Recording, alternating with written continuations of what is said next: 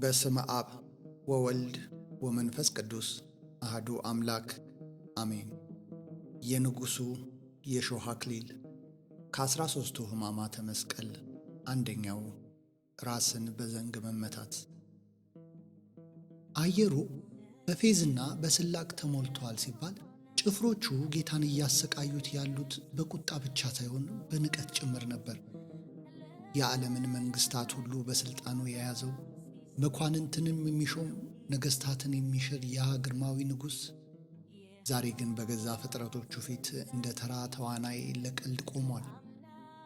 ያ የጌታ ዝምታ ለጭፍሮቹ እንደ ደካማነት ታያቸው። እነርሱ ግን በዚያ ዝምታ ውስጥ ዓለማትን የሚሸከም ኃይል እንዳለ አላወቁም። ያን ቀይ ግምጃ አልበሰውት ሲባል ጭፍሮቹ ጌታን ለመሳለቂያነት የንጉሥ ልብስ ለማልበስ አስበው ነው። ነገር ግን ያ ቀይ ቀለም የራሱ የሆነ ምስጢር አለው። ቀይ የደም ምልክት ነው። ጌታችን ደግሞ የዓለምን ኃጢአት በደሙ ሊያጠብ የመጣ እውነተኛው ንጉሥ ነው። እነርሱ ለፌዝ ያለበሱት ግምጃ፣ እርሱ ግን ስለ እኛ ፍቅር የለበሰው የመከራ ካባ ነበር። ያ ግምጃ በገረፉት ቁስል ላይ ሲያርፍ ከሥጋው ጋር ተጣብቆ በሕመም ላይ ሕመም ይጨምርበት ነበር። በራሱ ላይ ደግሞ ያንን አሰቃቂ የእሾህ አክሊል ደፍተውበታል።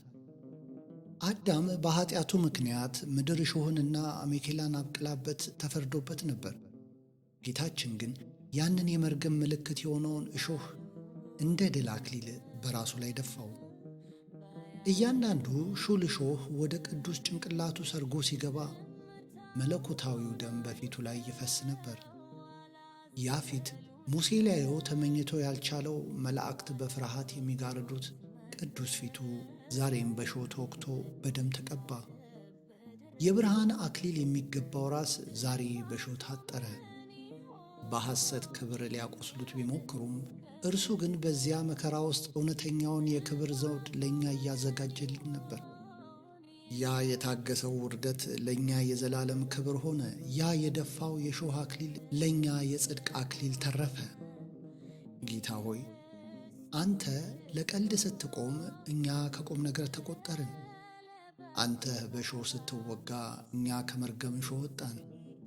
በዚያች አስጨናቂ ቅስፈት በጲላጦስ አደባባይ የተፈጸመው ግፍ የሰማይና የምድርን ዝምታ የሰበረ እጅግ አሳዛኝ ትዕይንት ነበር።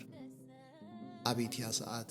ጭካኔያቸው ወሰን ያጣው ጭፍሮች በዚያ ቅዱስ ራስ ላይ የእሾህ አክሊል ደፍተው ዝም አላሉ።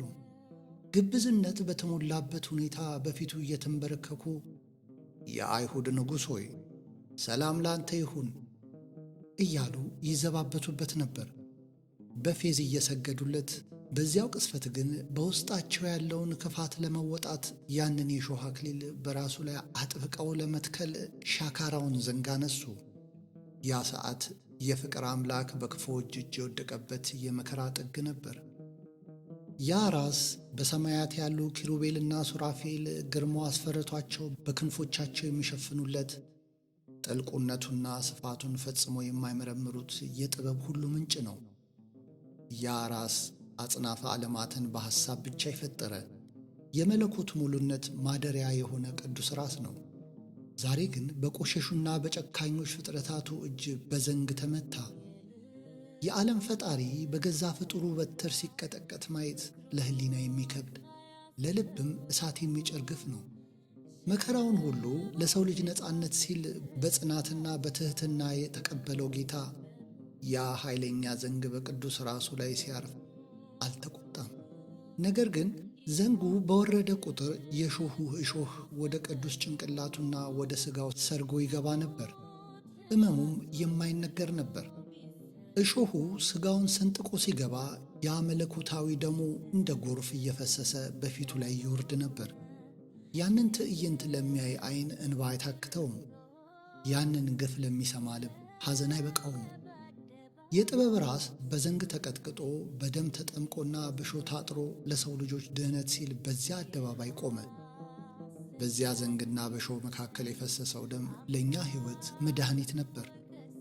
በዚያች በጎልጎታ ጥላ ስር በጲላጦስ አደባባይ የተፈጸመው ግፍ የሰማይና የምድርን ጸጥታ የሰበረ እጅግ አሳዛኝ ትዕይንት ነበር። እያንዳንዱ የዘንግ ምት በዚያ ቅዱስ ራስ ላይ ሲያርፍ ድምፁ መላውን ፍጥረት የሚያናውጥና የፍጥረትን ሁሉ ደህንነት የሚመታ ይመስል ነበር። ያ ኃያል ጌታ ግን አልተቆጣም። ዘንጉ በወረደ ቁጥር በትሕትና ራሱን ዝቅ ያደርግ ነበር። ያ በብርሃን የተሞላውና ዓለምን ሁሉ በምሕረት የሚያየው ቅዱስ ዓይኑ ከእሾህ አክሊል በሚፈሰው ደም ተሸፈነ።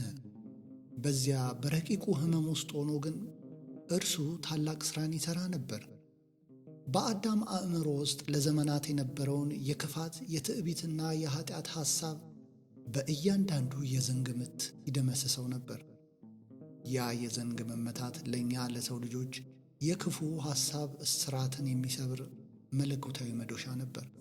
ያንን ትዕይንት ለማየት የሰማይ መላእክት አቅም አልነበራቸውም።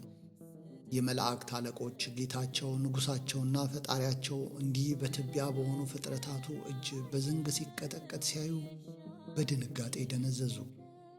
ይህ እንዴት ሊሆን ይችላል በሚል መገረም ውስጥ ሆነው የጌታቸውን ትዕግሥት በአድናቆት ተመለከቱ። እርሱ ግን በዚያ ሁሉ ውርደትና ሕመም ውስጥ ሆኖ እንኳን የሚያሰቃዩትን አልተቆጣቸውም። ይልቁንም አባት ሆይ የሚያደርጉትን አያውቁትምና ይቅር በላቸው የሚለው ወሰን የሌለው የፍቅር ጩኸት ከውስጡ አልጠፋም ነበር። ያንን ለሚያይ ዓይን እንባ አይታክተውም። ያንን ግፍ ለሚሰማ ልብ ሐዘን አይበቃውም። የጥበብ ራስ በዘንግ ተቀጥቅጦ በደም ተጠምቆና በእሾህ ታጥሮ ለሰው ልጆች ድህነት ሲል በዚያ አደባባይ ቆመ። በዚያ ዘንግና በእሾህ መካከል የፈሰሰው ደም ለእኛ የሕይወት መድኃኒት ነበር።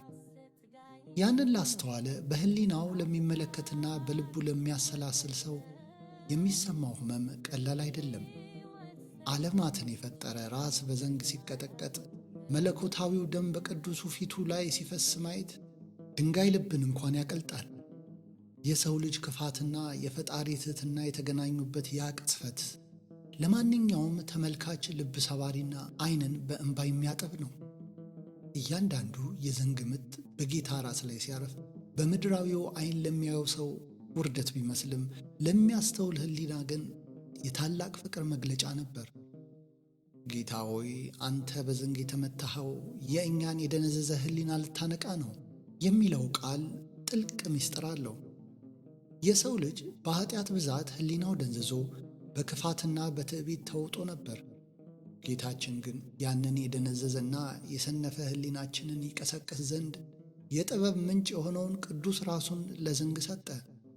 እርሱ በዘንግ ሲመታ እኛ ከዝንጋቴና ከኀጢአት እንቅልፍ እንድንነቃ መንገዱን ከፈተልን።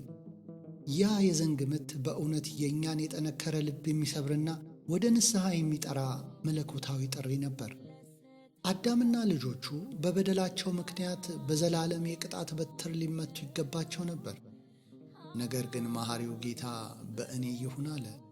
ራሱን ለዱላ ቅዱስ ራሱን ለዘንግ አሳልፎ የሰጠ እኛ ልንቀበለው ከሚገባን ከዘላለም የቅጣት በትር ሊያድነን ነው። እርሱ ስለ እኛ ተቀጠቀጠ፣ እኛ ግን በሰላም እንድንኖር ተደረገ። ያ በጌታ ራስ ላይ የወረደው በትር የእኛን የፍርድ መቅሰፍት ያስቀረልን የምሕረት በትር ሆነ። ስለዚህም ነው ዛሬ ነፃ የወጣን ፍጥረታት ሁሉ ለዚያ ስለ እኛ ለቆሰለውና በዘንግ ለተቀጠቀጠው ቅዱስ ራስህ ምስጋና ይሁን የምንለው።